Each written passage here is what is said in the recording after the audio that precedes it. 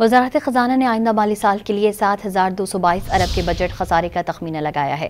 مزید جانتے ہیں ڈان نیوز کے نمائندے طاہر شیرانی سے۔ جی طاہر شیرانی، تفصیل بتائیے گا۔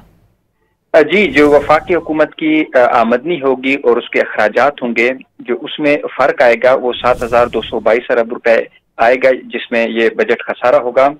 ذرائع کے مطابق آئندہ مالی سال سود کی ادائیگی کے بعد وفاق کے پاس ترقیاتی منصوبوں، دفاع، تنخواہوں، پینشن، سبسڈیز اور گرانٹ سمیت دیگر تمام اخراجات کے لیے صرف 2,225 ارب روپے بچنے کا تخمینہ ہے، جس کے نتیجے میں وفاقی حکومت کو اخراجات پورا کرنے کے لیے قرضوں پر انحصار کرنا پڑ سکتا ہے۔ ذرائع وزارت خزانہ کے مطابق آئندہ مالی سال وفاقی حکومت کی مجموعی آمدنی کا تخمینہ 19,111 ارب روپے ہے، جس میں ایف بی آر کے ٹیکس آمدنی 12,270 ارب اور 3,841 ارب روپے کی نان ٹیکس آمدنی کا تخمینہ ہے۔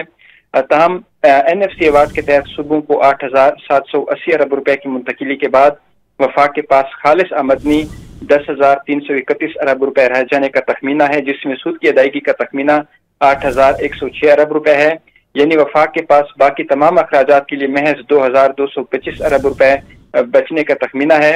ذرائع وزارت خزانہ کا کہنا ہے کہ آئندہ مالی سال وفاقی حکومت کے مجموعی اخراجات کا جو تخمینہ ہے وہ 17,553 ارب روپے لگایا گیا ہے۔ جی طاہر شیرانی اپڈیٹ کر رہے تھے، آپ کا شکریہ۔